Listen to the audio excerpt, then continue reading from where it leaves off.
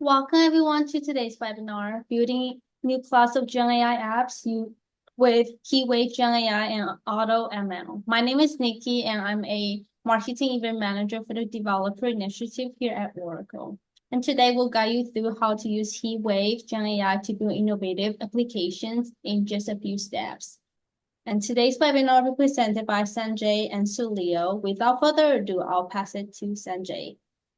I'm Sanjay Jinturkar. I'm the Senior Director for Engineering for HeatWave. I will do this webinar on HeatWave GenAI and AutoML, along with Salil Pradhan, who's our Product Manager.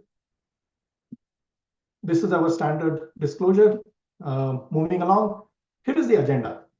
So what we will do is give you a quick intro on HeatWave, then follow that up with what is HeatWave Generative AI and what are the key components for it.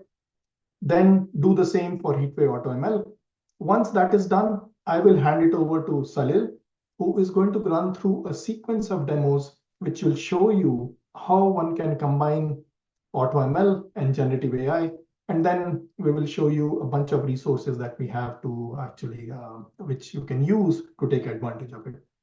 Nikki, perhaps you can quickly run a poll and see how many people actually know about HeatWave. So let's give it a minute, and then we'll move along.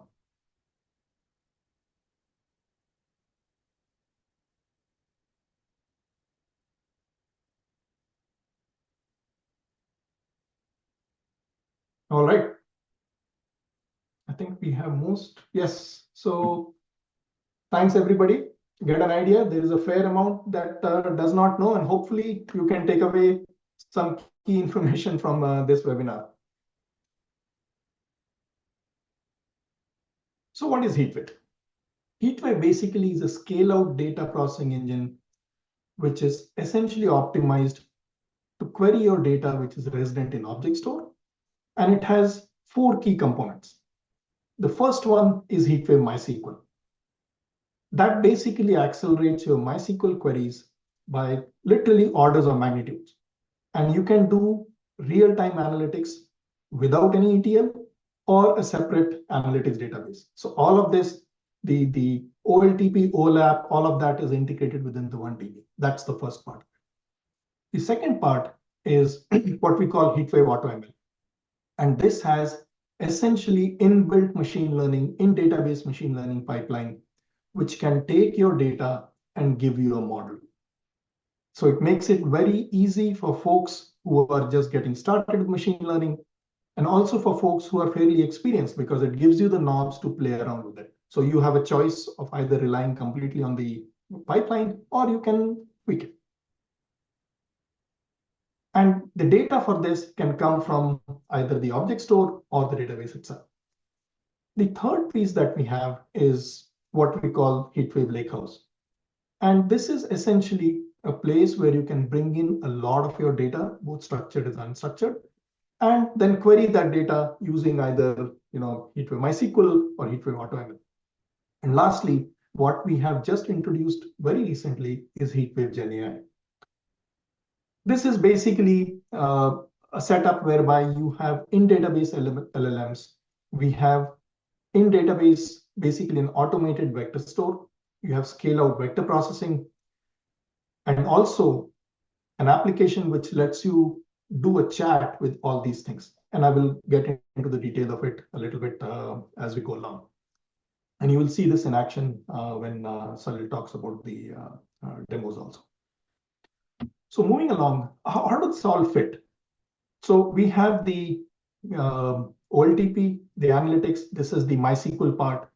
In database ML, which is the AutoML part, and then generative AI and vector store, all of that under a single umbrella called the MySQL HeatWave or HeatWave MySQL. Now, you can feed the information to it from either MySQL storage, which is InnoDB, or you can get it from object store and from a variety of formats. And the data sources for it can come from your enterprise applications, IoT, web setup, etc. Also, some of the other databases. And then you can query MySQL HeatWave from e-commerce application, IoT applications, social applications, so on and so forth, right? So effectively, it's a single fully managed service, which is going to enable you to do any of these things under a single integrated environment. Now, this has been laid out over the course of a period. So we started off with transactional, then we moved to analytical, AutoML, then there was Lakehouse, and then generative AI.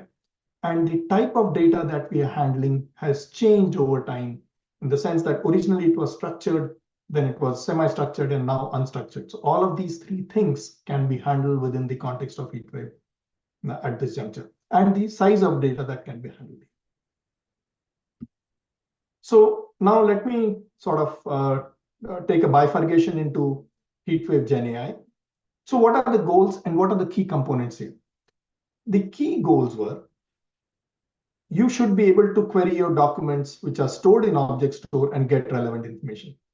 Secondly, you can ask it the questions in a natural language and get back the answers. Thirdly, given that the users can have various use cases, various constraints around functionality, budget, so on and so forth, one can seamlessly choose different LLMs. So you have a choice, you should have a choice of choosing these LLMs. And lastly, an integrated system which can take advantage of both machine learning and generative AI altogether. You should not have to sort of go to one place for ML, another place for Gen AI, so on and so forth. So it's like a unified integrated system. So what are the key components of the generative AI part? One, we have document ingest. Second, the embedding generation. Third, vector store and processing, and then large language models, all of it inside the same umbrella. Now, let's look at what are the various applications that can be done. Here are some applications. One, you can do content generation and summarization. So basically what that means is you can get insights, reports from enterprise documents, or generate blocks from instruction manuals. Another one is RAG, or retrieval augmented generation. Here you can use GenAI on your enterprise data and get more accurate and contextually correct answers. Rather than just checking the LLM and getting the answer, get it from your vector store, get it from your documents. Thirdly, you can do conversations in natural language. So you can ask a question in natural language of these documents and get the responses. And you can also keep context, by the way. So what the answers you got in the previous step become context for the next step, and that is also kept in. And lastly, which is very key, is given that these two systems are together, you can have a synergy between both GenAI and ML. So you can drive more value by combining the output of machine learning along with GenAI and vice versa. And you will see an example of that. So effectively what that does, it actually reduces cost and gets you more accurate answers faster. Now, then from a GenAI perspective, what do we have? As I said earlier, we have 4 key pieces. One is the in HeatWave, in database automated vector store, okay, which will essentially be able to do embedding generation, and store the embeddings in the vector store. Then we have in database LLMs, which essentially lets you use the LLMs without going outside the ecosystem. So you don't have to make an outside call. It's within the DB and much cheaper. And thirdly, actually, there's a scale out vector processing. Whenever there are similarity searches to be done with respect to your organization's data, that gets spread out across our cluster, and you get that information very rapidly and accurately. And lastly, as I mentioned, HeatWave Chat, which is a natural language interface, so that you can get answers in a natural language there. Ask a question in English, get back in English, and we are moving beyond just English at this point. All right. So now if you want to build a GenAI application, what do you have to do typically? Firstly, you have to store the data in the vector store. And by that, I mean you have to get your documents, parse that data, split that into pieces, choose an embedding model, create the embeddings, and then store it. If you use different vendors, a lot of them have separate services for these. So you bring in the data into object store, that's one part. Then you use a service to actually scan, parse, and break it into segments. That's another service. Then you store it into the vector store. That may be a completely different offering. What we have done is unified this all together under a single umbrella. So you don't have to go digging around for different services. You bring in your documents and you get essentially embedding stored in the vector store by this process. And I will show you how you do that with a single call here. The second part is once you have stored the embeddings, then you are able to use it. So let's say you asked a question. If you ask the question, then of course you have to embed that question and make sure that this embedding model is the same as what you used here. So once you do that, you can create a query that goes to the vector store. You may have to select an algorithm to choose which particular algorithm to use, get the results, send it to LLM, and then you get the final result. So this is the prompt creation part. All in all these steps, we have again integrated into a single call. So instead of you having to go get information from the vector store, then send it to the LLM or choosing the embedding model, all of that we have kind of unified it. Now, if you want to get separate results, you are welcome to do that. We have the facility to do that too. But the intent here is to make the nitty-gritty of it simpler so that you as a user can quickly use it. So let me quickly show you how we do the content generation summarization. So in this case, we have a single call. Let's say you want to use the LLM. You have a single call, which is a query. So you put in what task it is. It is generation. Provide the model ID. This is the model which is present inside the database. So once you say, hey, the task is generation, this is my query, and this is the model, it spits out the answer. You don't have to pick any specific model because we have given one by default. We have other models also. And you don't have to go digging around for which LLM, etc., etc. The second part is how do we do RAG? Now, remember in the previous slide or the slide before that, I showed you, you have to ingest the documents. Then you have to basically go look at the vector store, get the results, etc. What we have done is provided a single call, literally a single call to load your documents. You can provide the schema where it has to be stored and the source location, which is the bucket on the object store. You pick the information, pick the documents from there, and this is going to create the embeddings in the vector store. That's it.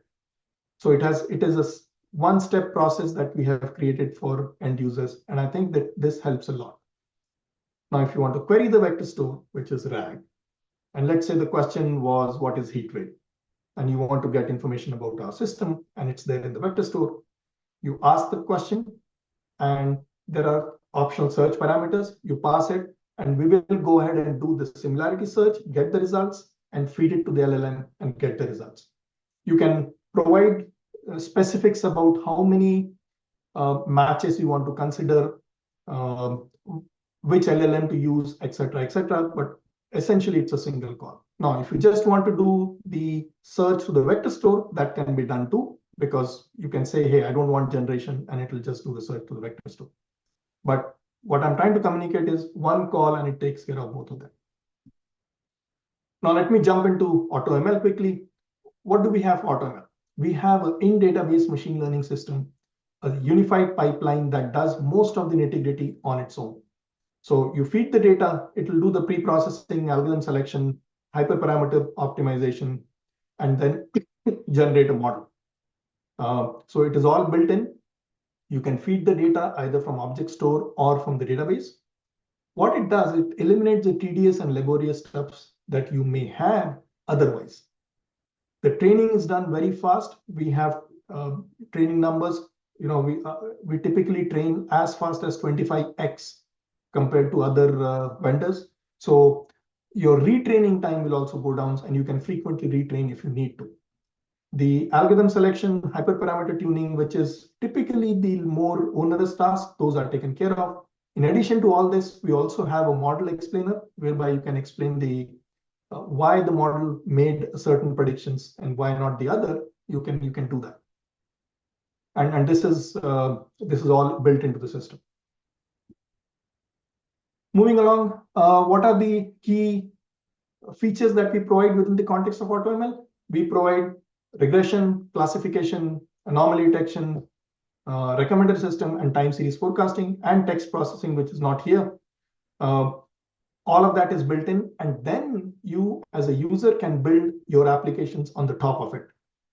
Example being, if you have a loan default prediction, that could be built using anomaly detection feature, or that could be built in using the regression feature. You can build a recommendation system to recommend products based on our recommender system feature. So essentially, we have all the key ingredients here built into the system, and you can build an application on the top of it using that. This is just a quick input from one of our customers who's already using GenAI.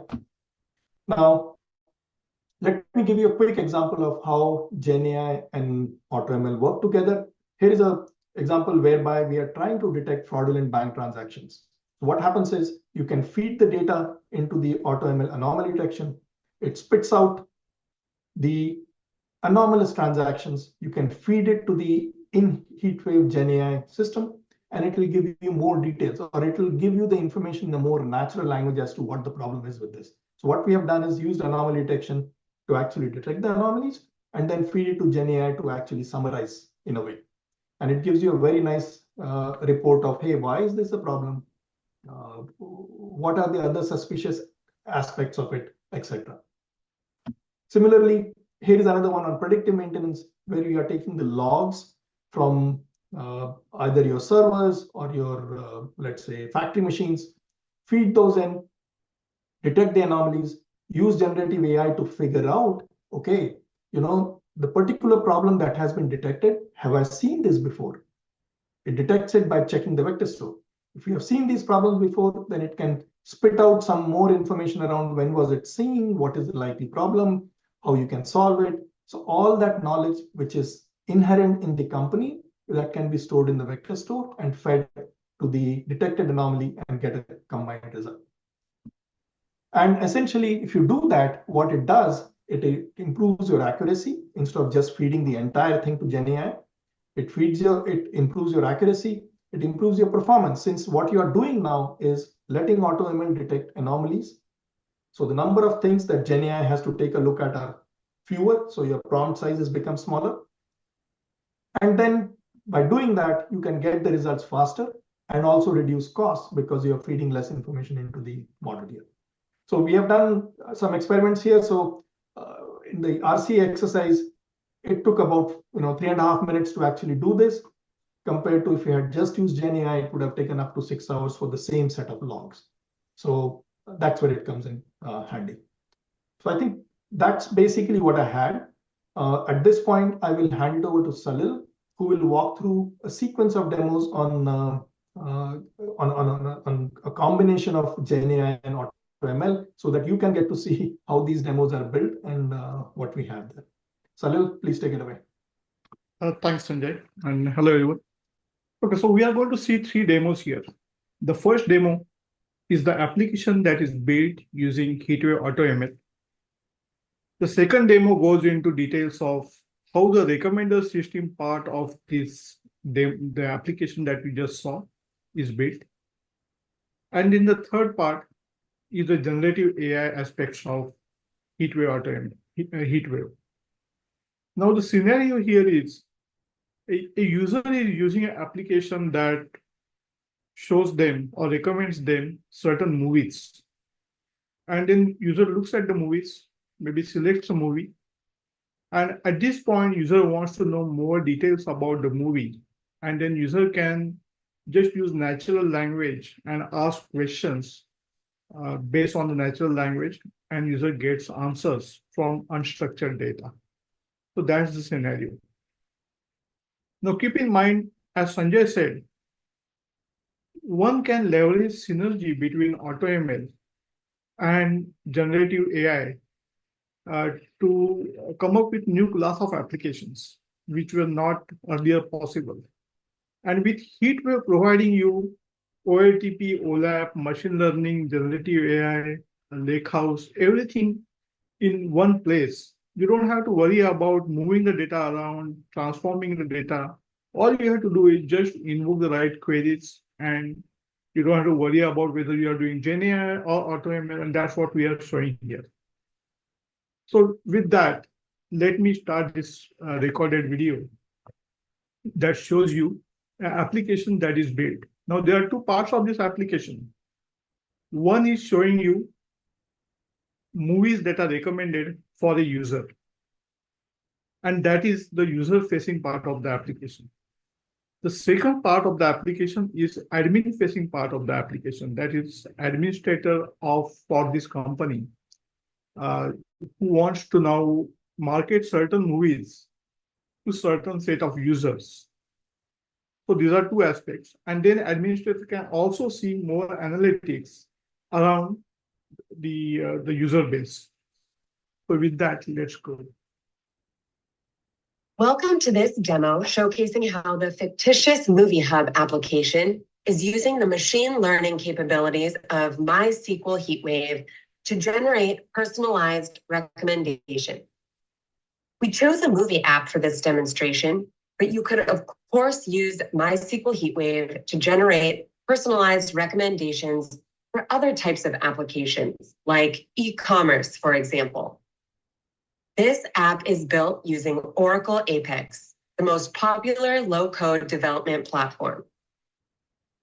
We'll quickly go through 5 use cases. 2, where we will log in as the user, and 3, where we will log in as an application administrator. I'll start by logging in as a user.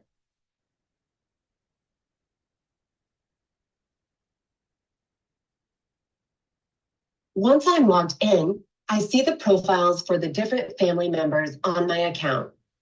I'll navigate to James's profile and log in as James today. I instantly see recommended movies based on the actions I've previously taken, like the movies I've already watched and browsed, for example. I will now click Watch 15 to simulate how those recommendations change after I watch more movies. Now I'll click Watch 30 movies. As you can see, new recommendations are generated by the MySQL HeatWave recommender system. Now, let's pretend that I did not use the app for 30 days, which I can simulate here by changing the login date. Maybe I didn't watch movies for a month because I wasn't interested in the recommendations I was getting. So now when I log in again, the system will instead show me the top trending movies on their platform to see if those are more exciting to me. Now, let's sign out and log back in as Movie Hub's administrators to explore 3 more use cases. Here at Movie Hub, we have a holiday coming up, Halloween, and we'd like to promote a relevant scary movie, The Shining. The question is, which users are most likely to enjoy this movie? Who should we promote it to? Here we can see a list generated by the MySQL HeatWave AutoML recommender system that details which users are most likely to enjoy the film. Now we know who to suggest this film to in order to increase the content consumption on Movie Hub. At any given time, Movie Hub also wants to amplify the success of the #1 top trending movie on its platform by promoting it to more users who would like it. As we can see here, again, HeatWave has generated a list of relevant users who are most likely to enjoy the top trending movie. Now Movie Hub knows which profiles it should target for promotion to increase the film's viewership. Finally, as administrators, we also have access to analytics dashboards that provide detailed insights into the performance of movies and user preferences. The graphs shown here give us a clear visual of our movie genre distribution and the age and gender distribution of our user base, for instance. Metrics like these allow us to better understand our movie collection, our user base, and plan future actions that make the most impact on our business. These dashboards are powered by MySQL HeatWave and were built right here in the app using Apex. Thank you so much for watching this demo. Now it's your turn to build this application using MySQL HeatWave with Apex. You'll experience how easy it is to enhance your applications with machine learning-powered, personalized recommendations thanks to HeatWave's built-in capabilities. Follow this link or go to Oracle Live Labs and search for MySQL HeatWave to find the workshop with step-by-step instructions to follow. Okay, so that was the first demo where you saw the application that was built using HeatWave AutoML. The second demo shows you how to build the recommendation part of this application. This demo talks about how to recommend movies to a user, how to identify which users will like a specific movie, and it also talks about two different recommendation techniques. One is explicit recommendation, second is implicit recommendations. Hi and welcome. Today I'm very happy to showcase how to build and deploy recommendation systems in HeatWave AutoML. Let's jump right into it. So we have here a MySQL share, and we have uploaded in our DB system a training table containing data describing people's preferences for movies. These preferences take in the form of tuples, where each is the result of a person expressing a preference for a certain movie with a rating from 1 to 5. In the context of recommender system, this data falls into the category of explicit feedback, as we have direct and quantitative data collected from the users. These ratings are provided directly from the users, and the scale allows us to quantify the user preference. So now that we understand more about the data, let's try to train our model. So first of all, we give it a name, and then we just need to call ML train on the input data. So we call ML train and give it as input data the name of the table. We also need to give the name of a column of a feature that we want to predict. Here it is the ratings. And we also need to specify that we want to train a recommendation model. Therefore, the task is recommendations. And we also need to specify the user and item column ID. All right, so after 23 seconds, we get our recommendation model. In order to be able to use this model, we need to load it into our HeatWave cluster using ML model load. And now that it's loaded in the HeatWave cluster, we can do predictions. So let's use ML predict table to do predictions with the model. And the prediction will be stored in the output table name. Here it is rating predictions. If we look at the table output, we can see that we have for each user item pair a given rating output by the model. However, as we are using a recommender system, what we want to do is recommend items to a given user. So we can do that with the same predict table, but we need to specify in the option that we want to recommend items. And here we specify that for each user, we want 3 items.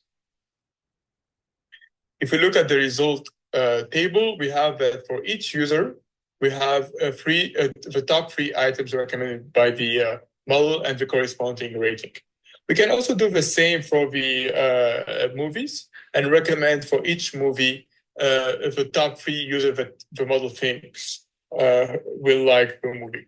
And this gives us the same table with, for each item, the top 3 users and the corresponding ratings. So the problem with this kind of explicit feedback data is that they are very rare. It is not easy to get direct feedback from the users. On the other hand, the user behavior can be monitored more easily. We can save which links they clicked on or which video they watched. and how much time they spend on a specific page. This is what we call implicit feedback, and it's more abundant. It is collected indirectly from the user interaction with the service, and it can act as a proxy for the user preference. So recommended system can be built using this type of implicit feedback. And this allows to tailor recommendation in real time with every click and interaction. So MovieLens dataset is explicit feedback, but it can be converted to implicit feedback by binarizing the ratings and convert them directly to interactions, where one represents that the user has interacted with the movie. We can have a look at what the data will look like with implicit feedback here. Instead of having the ratings, we'll have interaction. So with this kind of data, we can also build a model with implicit feedback. All we need to do is specify the new table name, and in the call for ML train, we also need to specify that the input data is from the category of implicit feedback by just specifying feedback as implicit. This will allow us to train an implicit feedback model. And once the training is finished, we can load the model in our HeatWave cluster in the same way we did it before. And we can do prediction and recommendation with this new implicit feedback model. If we look at the output table, it's quite similar to the previous one, but it used the interaction column to do recommendation for each user, the top 3 items. All right, thank you very much for your attention. Now we are going to look at the third demo. And the scenario here is, as you saw, using the application, the user already identified certain movies that he or she would like to watch. Now user has certain questions about these movies, and user is going to ask these questions in natural language, and we'll see how this can be implemented. So as Sanjay said earlier, you can do generative AI with just a couple of steps. One is you can take the unstructured documents, embed them into vector store just with one command. And the second one is whether you want to generate certain outcome or whether you want to do retrieval augmented generation, you can invoke the appropriate commands to do so. So in this case, I have taken information about Apocalypse movie from the Wikipedia database and put it into object store. So I copied the file into the object store. The next step I do, and I have already done that step, but I'm just going to show you what you will type in that case, is this, where I'm saying, I'm calling vector store load. I'm giving it the address URL of my object store bucket. And then I'm also saying which table these embeddings that will get generated from the document that I showed you earlier will be stored. So what's going to happen is, once I issue this command vector store load, it will take various segments from the document, generate corresponding embeddings, and then store it in the table movies embeddings PDF. So as I said, I already created this table, and let's see, these are the tables that I have, and I'm talking about this table over here. So let's just describe this table. Let's see what all the columns are there. What is the structure of this table? As you can see, there are multiple columns here. 2 important columns are segment and segment embeddings. So segment is essentially storing a part of the document. So the document is broken into multiple parts. And let's see how many parts the document is broken. So we'll just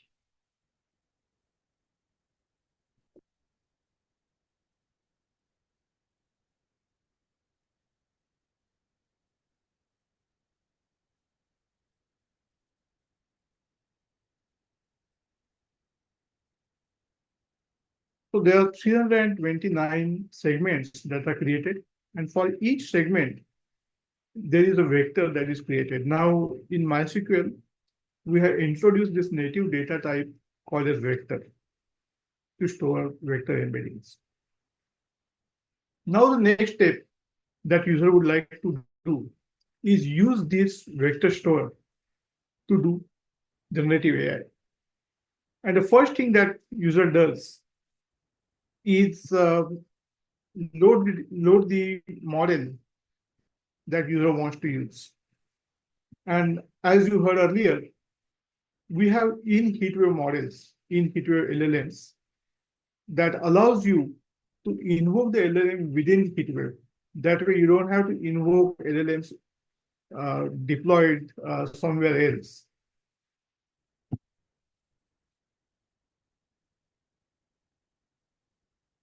Now I'm going to specify the query that I will execute.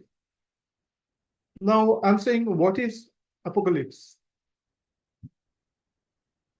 And then I'm going to invoke the ML generate command. Now the way ML generate works is, it is going to skip the vector store. It is going to directly go to LLM and execute this query. So it doesn't have any context of, am I talking about apocalypse as a phenomenon, or is it the movie that I'm talking about? When I execute this, it is going to show me, given that there is no vector store involved with ML generate, it is going to show me apocalypse as a event. So it says apocalypse refers to the end of the world or catastrophic event that brings about destruction of civilization. Now we are going to give it the context of the vector store by assigning a variable. So all I'm saying is, you need to look at movie embeddings PDF when you invoke that. It's just a session variable I'm setting here. And now with the same query, which is what is apocalypse, I'm going to invoke the rack command. That's just one line that you need to use to execute visual augmented generation. Now, what is happening behind the scene is this query that I have, what is apocalypse, it is getting converted into embeddings. Then these embeddings are searched in the vector store to find out the nearest match. The similarity search is performed, and then the outcome of ML RAG is augmented to input of the LLM invocation. That way, it knows that I'm talking about apocalypse as a movie and not a catastrophic event. So I just invoked ML RAG, and now I'm going to look at the outcome.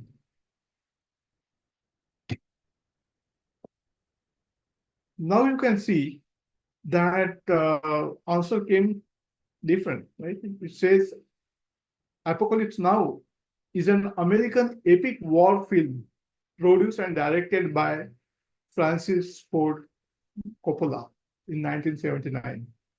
Earlier, when I asked the same question to ML generate that went directly to LLM, the answer was it's a catastrophic event. Versus when I invoke ML RAG, the answer came out to be it's a movie. So you can see that the invocation to ML RAG is referring to the contents of vector store. I can ask a few more questions here.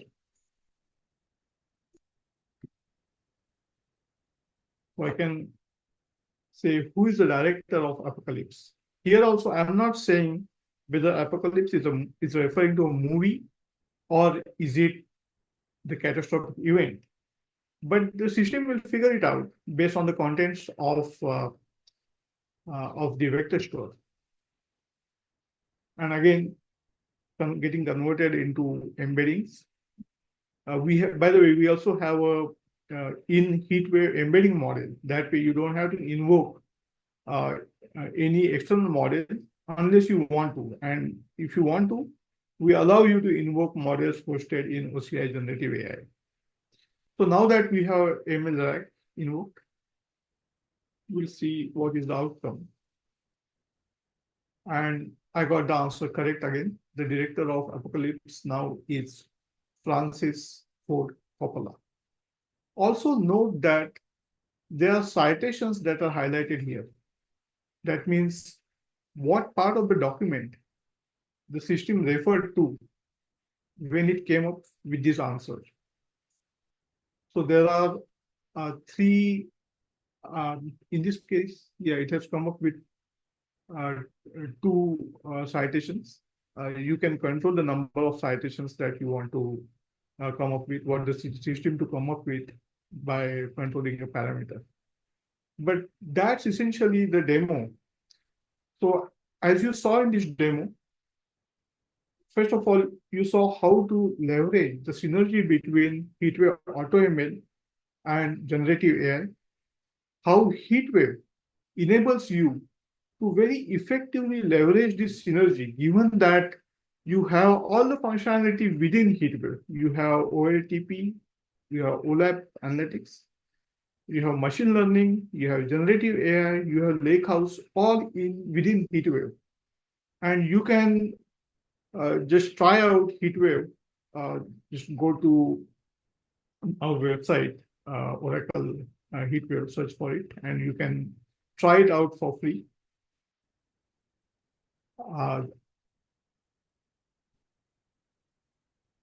Yes, so that's pretty much what I wanted to share today.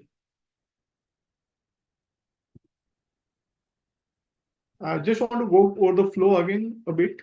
So you saw how to implement AutoML recommender system, and then you also saw how to use generative AI.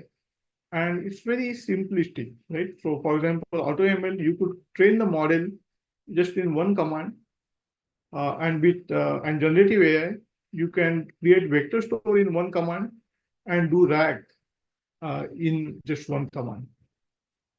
So that's about it. Thank you.